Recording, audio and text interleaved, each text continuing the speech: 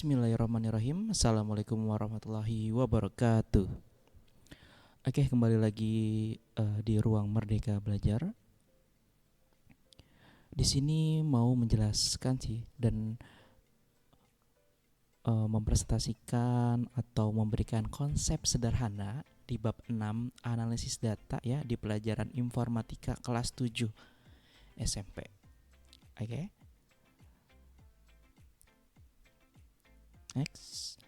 Oke, kalau misalnya pengertian umumnya itu proses sistematis ya untuk menguraikan, menginterpretasikan dan mengubah atau mengolah data agar dapat diambil kesimpulan ya.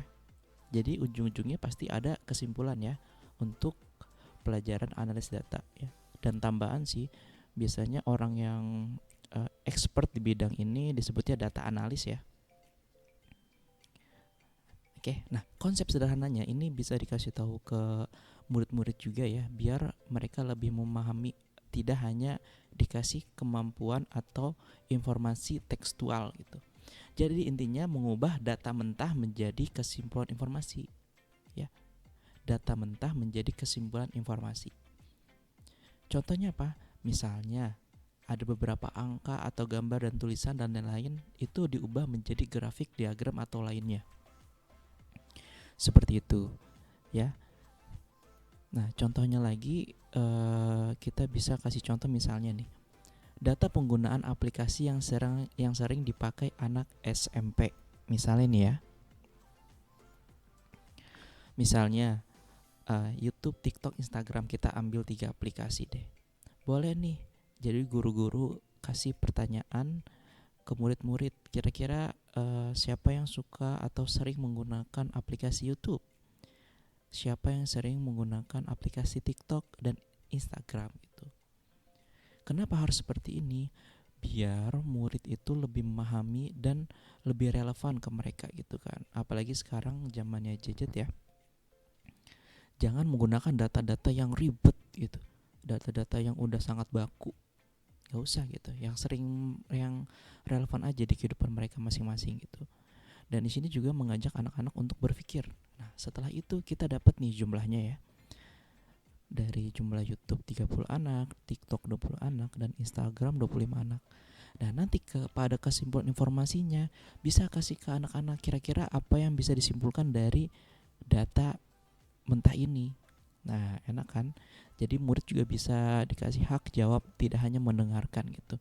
Dan di sini masuk ke pelajaran ya atau materi berpikir komputasional juga ya, berpikir sistematis gitu kan gitu. Nah di situ nanti kan misalnya dijawab gitu, Pak atau Bu, YouTube paling banyak dipakai oleh anak-anak SMP gitu. Nah nggak apa-apa, ambil informasi itu terus diskusi lagi gitu.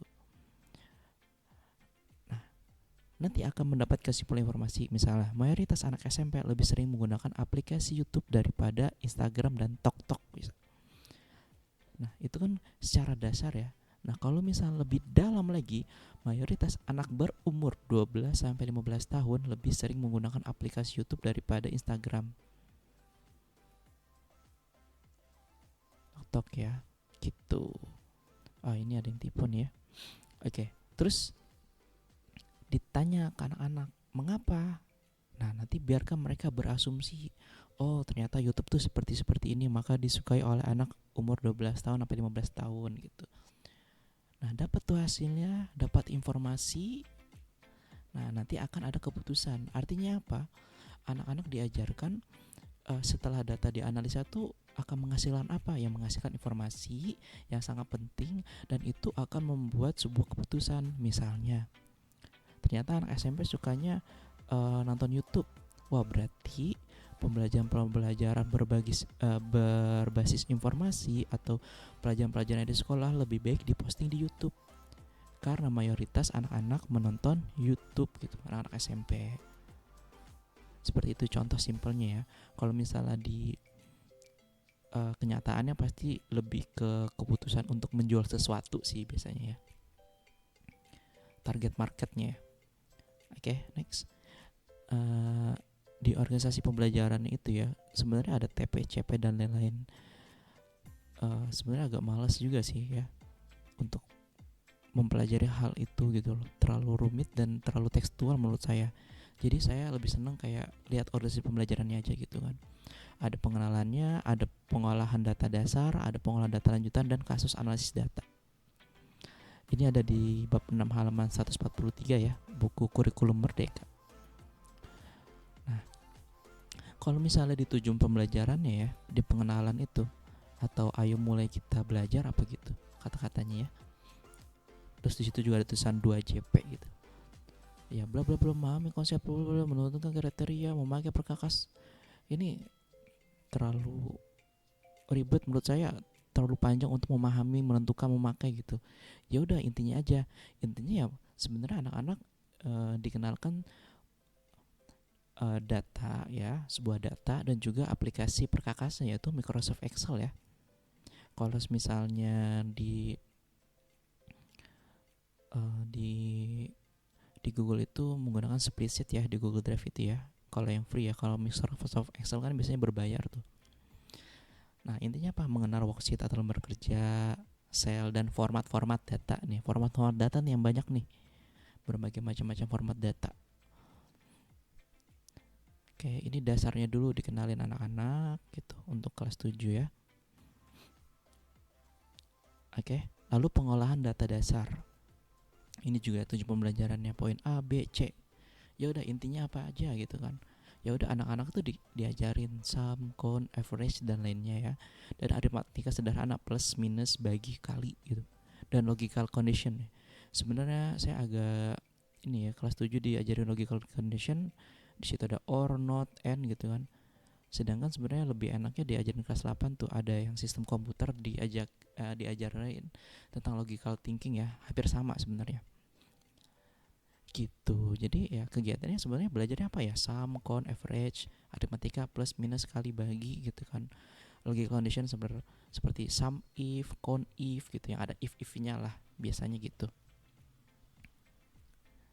Oke ya, di sini pengolahan data dasar ya diajarin ini nih. Jadi anak-anak dikasih data, ya pokoknya kalau misalnya emang nanti waktunya cukup, kita ke next video untuk menjelaskan setiap materinya. Oke, lalu pengolahan data lanjutan. Nah, setelah data diolah tadi kan, dicari rata-ratanya, jumlahnya, pembagiannya, kalian dan lain-lain, lalu diurutin datanya, difilter ya, validasi data gitu kan. Lebih pentingnya di sini sebenarnya hasilnya tuh dianalisa gitu. Jadi anak-anak bisa mengerti hasil dari pengolahan datanya itu ya hasilnya apa gitu loh. Gitu. Bisa juga kalau misalnya emang lebih enak dikasih visualnya seperti grafik, diagram dan lain-lain. Oke, next. Nah, kasus analisis data sebenarnya memperhatikan hasil pembelajaran yang 3 tadi ya, pengenalan, pengolahan data, dan pengolahan data lanjutan gitu. Dan anak-anak dikasih kasus yang biasa mereka atau relevan lah kasih ke mereka gitu. Banyak ya contohnya ya, nanti bisa juga kasih contoh untuk the next video. Udah sebenarnya seperti itu aja untuk bab 6 ya. Menurut saya untuk kelas 7 cukup ini aja, pengenalan, pengolahan data dasar, pengolahan data lanjutan, kasus analis data. Dan lebih enaknya guru-guru tinggal lihat aja nih, atau anak-anak bisa lihat di bukunya, tinggal oh diajarinnya ini loh, oh diajarinnya ini loh gitu. Karena di buku itu terlalu banyak teks-teks yang menurut saya tidak harus ada, menurut saya ya. Oke, thank you, mungkin cukup sekian, semoga bermanfaat.